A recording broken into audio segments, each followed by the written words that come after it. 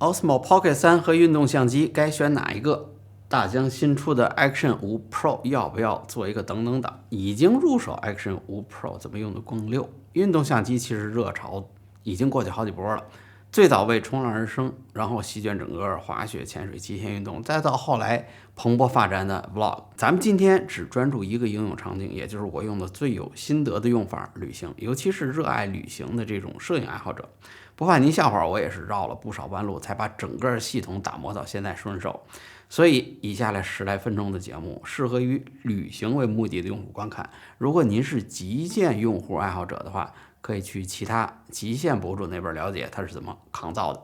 欢迎收看让您少踩坑的采风摄影生活杂志，我是大马猫本。到底选择 Pocket 3还是 Action， 其实真的不用纠结什么啊，这是1英寸底，那个能潜水，真的不用纠结。做一个最简单的选择原则，就是如果您出门只打算带一台相机，手机不算，那就是 Osmo Pocket 3。但是如果您还有其他的相机，那就带着 Action 5 Pro。Osmo Pocket 3的画质好，毋庸置疑，3轴云台可以让您自由奔跑，20毫米的镜头加上数字变焦。它的画质足可以撑起一整部视频，但是呢，有这种活动的机构，所以要细心收纳，专心使用。好，旅行中这种混乱，您真是要花12分的小心，别把它碰坏了。但是像我这种已经有相机用，只是需要一个增加视角，或者单纯想记录过程，那运动相机我觉得更加胜任。肯定有人不信邪啊，非得把 Pocket 3绑在相机上。别急，我马上去日本的行程，替您试试这个方法。其实不只是携带方便不方便的问题 ，Osmo Pocket 3的拍摄思路，还有它镜头视角，还有它的最佳拍摄位置，和相机是完全不同。与其您三心二意两个都拍不好，不如专注在一个设备上，让它发挥最大的性能。这次去肯尼亚，我一路上都是把大疆的 Action 5 Pro 还有 A7S3 并肩使用，这是一套非常成熟的搭配和组合。Action 5 Pro在外观上和它的上一代 Action 4相差无几，纸面参数上看只是画质提升和电池续航的这个增加，但是这次升级所带来的实际使用体验是根本没法从那些冰冷的参数上能够感受到的。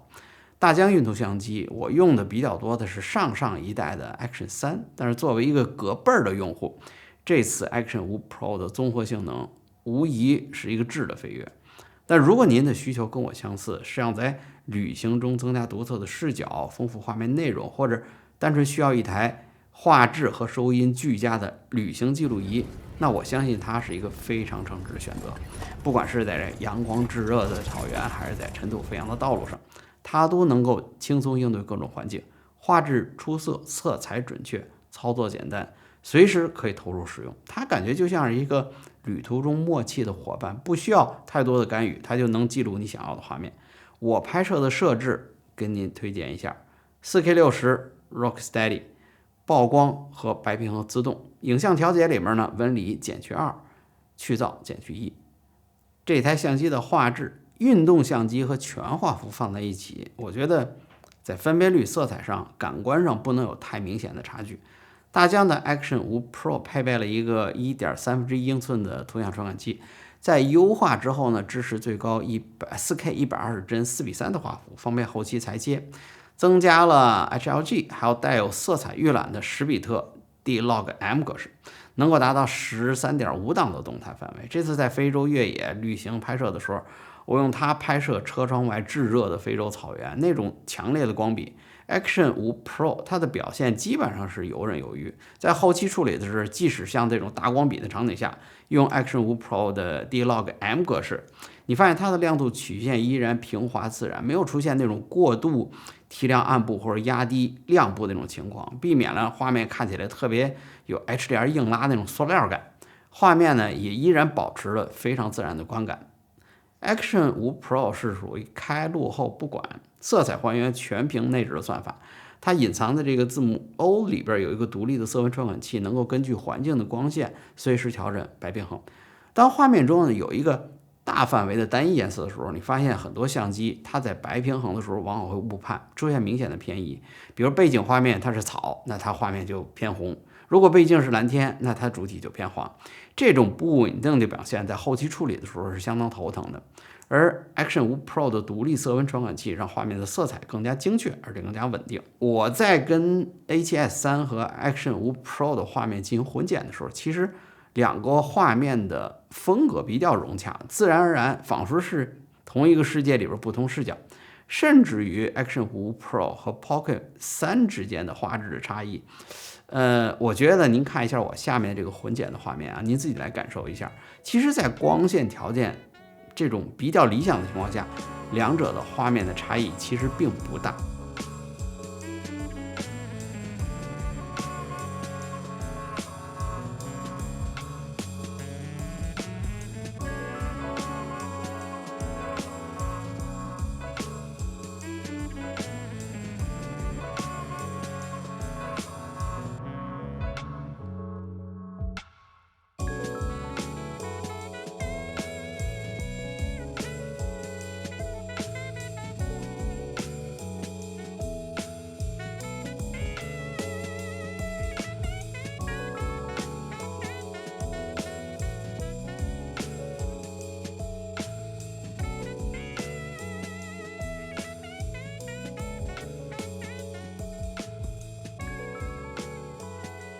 暗光表现不应是纯黑的那种环境吧？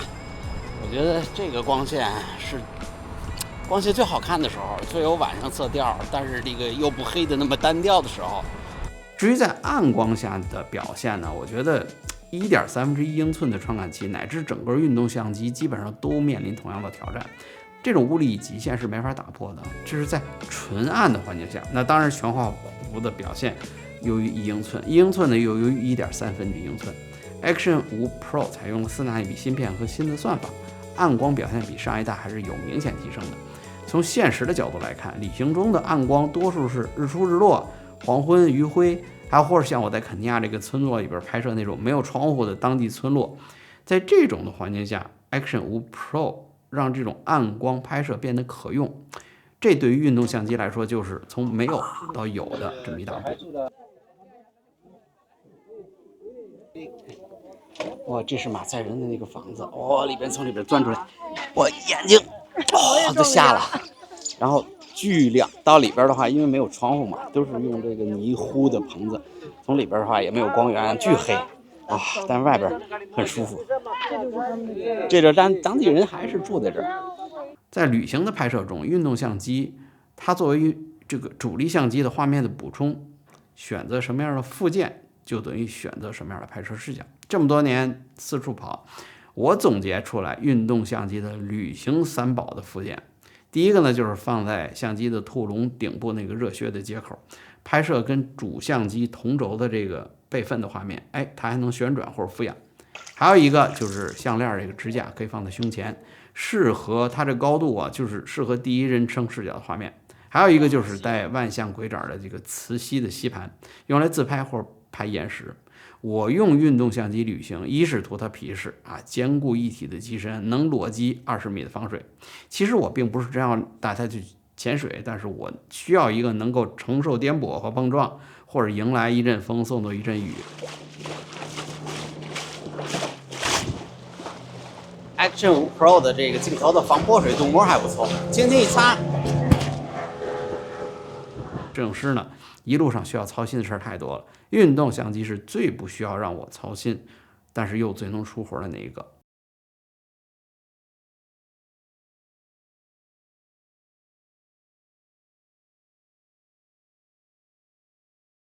充分利用 Action 5 Pro 的这个155度的超广角视野，打开 Action 5 Pro 的360度地平线防抖自稳，我甚至不需要操心它在拍摄时候是不是摆正了，随手崩一下吸到窗外，拍一段移动延时。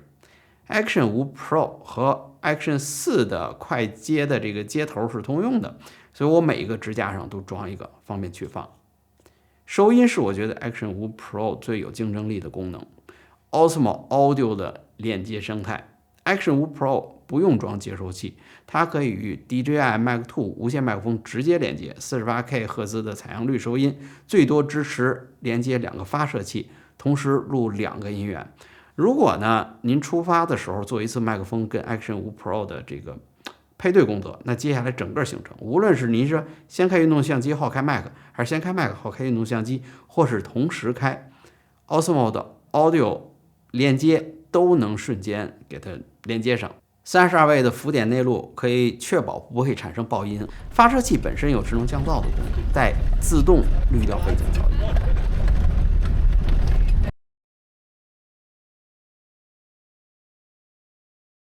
对焦拍清楚第一位啊，对啊，今天的这个云彩映的蛮漂亮的，期待今天的黄昏会是什么样啊？你看那边的天色，然后把它正好可以放在我的胸前的这个支架上。如果您是已经有 DJI Mac 2，请确保升级到最新的这个固件，音质上是有提升的。和 Action 5 Pro 同时推出的是一个运动相机的冷却的接口，一个是呢替换到原来的电池舱门，一个是可以吸在原来那个磁吸的那个接口。设计原意呢是用来安装那种指向麦克风来提升收音效果，但是我有一个特别不正规但是极好用的方法，就是忽略到磁铁的南北极，大力出奇迹把这个接口反着装在侧面，然后把大疆的无线 Mac 发射器正好插在这里。一来是麦克风有一个完全明显的地方来存放，二来呢，你可以用它替代一个防风的外接麦克风，都是被生活逼出来的小心思啊。大疆 DJI Mac 2套装是一个接收器2个发射器，我正好把那对闲置的接收器和发射器给我的 A7S3 用，每个发射器的电池续航大概到5到6个小时，2个发射器轮着番的用，够我用一整天。我整个的行程从来没有因为发射器没电而产生过焦虑。Action 5 Pro 的续航确实是舒适，1950毫安的电池跟 Action 4兼容，看起来只是比上一代电池多了几百毫安，但是我试过Action 5 Pro 开机不熄屏，它的待机时间就这么待着，足足4个半小时，还剩10%的电，就那种电池用不完的感觉，是不是挺奇妙的？哇！上厕所这个 Action 5 Pro 它这个电池反应怎么样？155分钟，这个电量你看，我们从早上起来到这个索里奥自然保护区，然后基本就这么一块机一直到中午。你看太阳这么高，我们一大早出来了。我们现在电池，我这里边还大概有20%的电量，我可以放在车上，想拍延时拍个延时，对吧？延时因为你要一直开着嘛。半个小时，半个小时啊，你才能拍出一个能看的延时，对不对？无所谓，电池电量长，哪怕我拍完几个延时之后，我还有差不多1个多小时的一个拍视频的时间。你其实不用一直这么开着。Action 5 Pro 在第一次开机之后，每次快速启动只有0.3秒，就是说关机的状态下，你按一下开录，它绝对不会错过画面。它的充电速度也特别快，从0到100%大概充满可能30到40分钟。所以我的充电盒里边第3块备用电池永远都是摆设。最后，运动相机要不要做等等档？运动相机这个领域，我觉得以往那种道高一尺魔高一丈的追逐，似乎已经被物理的极限封死了。你看现在各个品牌在传感器尺寸、能耗、散热、电池容量、相机体积的平衡中，几乎都触碰到了天花板。Action 5 Pro 这种润物细无声的微小改进，比如像那个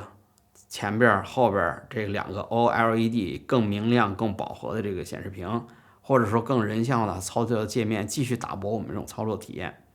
至于要不要成为等等档呢？如果您是 Action 3以前的用户， Action 5 Pro 的升级绝对是够惊喜。但是如果你要是决定等待，那指不定就要等到哪一个新的节骨眼上了，因为技术发展不会停止，新的产品永远都会有。您是想购买一个不断进步品牌的产品，还是买一个停滞不前的品牌？我肯定选择前者。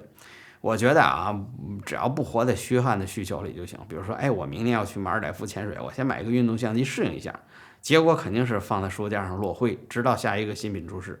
但如果您要是为了当下的需求，那就果断下手。马上就是11黄金周了，您打算去哪儿玩？可以启发启发我们。